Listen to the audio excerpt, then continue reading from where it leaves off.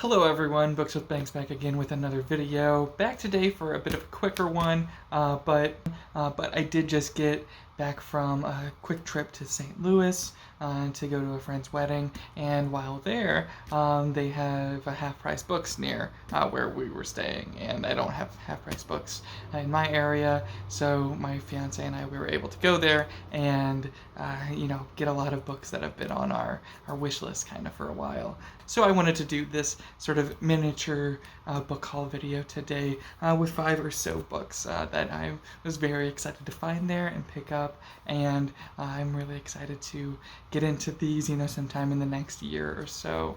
Before I go on and before I start talking about these 5 different books, if you haven't already, it would mean a lot if you could please like and subscribe. Thank you so much. And yeah, without any further ado, here we go. So first things first, I found the second book of The Tombs of Atuin, the second book of Earthsea by Ursula K. Le Guin. This is The Tombs of Atuin. I'm not sure the emphasis or the pronunciation there. But yeah, the second Earthsea book. I liked the dimensions of this book, this kind of mass market dimensions.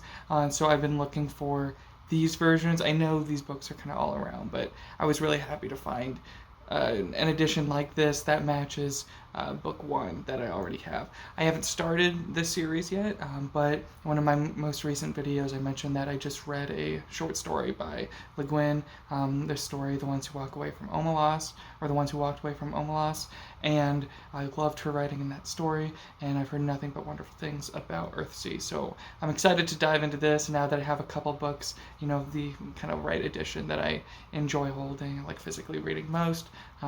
Excited to start into these sooner rather than later.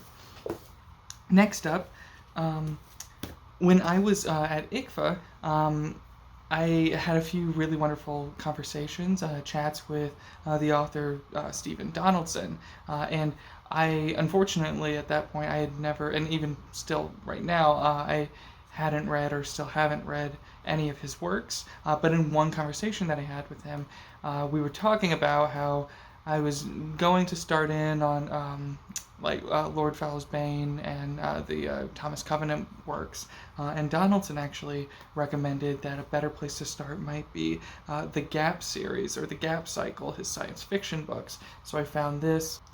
So this is the first book in the Gap Into Conflict series, The Real Story. I believe this is the series that he was talking about, so I was really excited to find that and pick that one up. Next, this is a book I've been I've been into some YouTube channels and just looking into things and seeing where the origins of the genre, kind of as we know it, come from. And by listening to a lot of videos and listening to conversations, kind of being part of, on the fringe of some conversations about the origins of the genre, that's such a kind of strange thing to nail down, but definitely an important part in the development of the genre was the work that William Morris did in the 19th century, that William Morris did in the 19th century. I've heard some of my favorite booktubers talk about this guy a ton, and so I found The Wood Beyond the World by William Morris with an introduction by Lynn Carter. Now I'm feeling like this might be from the Ballantine adult fantasy collection. Yeah, Ballantine books, published in 1969. Obviously, the story itself is much older than 1969. But yeah, I was really, really happy to find this book. And it's a very kind of short one, so I expect I might use this as just kind of a quick read between some of the heavier books that I read every now and then. So there you go. Next up, speaking of studying the genre and getting to know where a lot of our modern day tropes and ideas come from, I was really happy to also at the store find this collection of stories, The Coming of Conan the Cimmerian, Robert E. Howard, or by Robert E. Howard.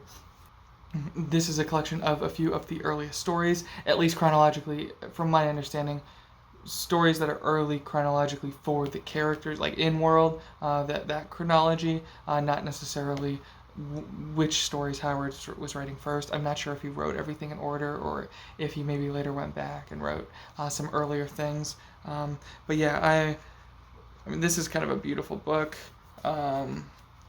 with illustrations every now and then.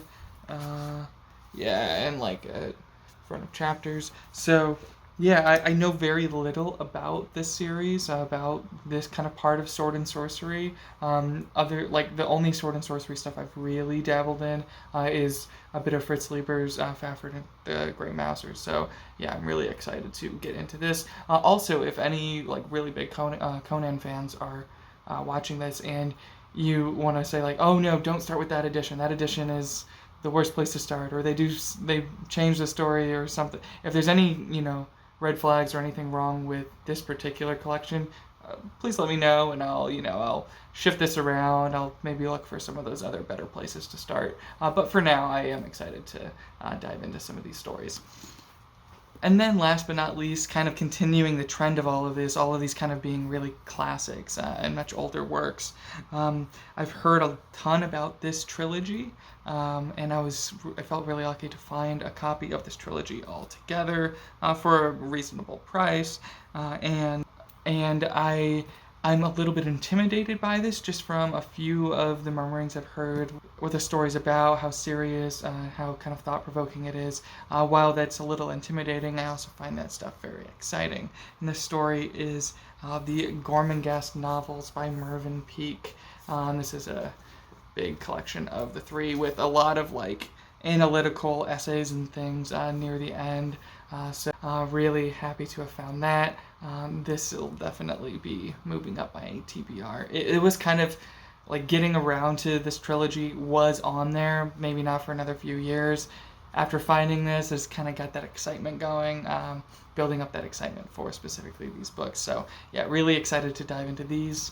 But yeah, these five works, these five classics, I'd say was really happy to find all of them, and I cannot wait to start in on them, share my thoughts, and participate in conversations about these books. If you've read any of these, then, of course, please let me know your thoughts on any of these books down below, which ones you liked, which ones you didn't like. All that said, again, this was a pretty short one today, but thank you so much for watching. Have a great day. Bye.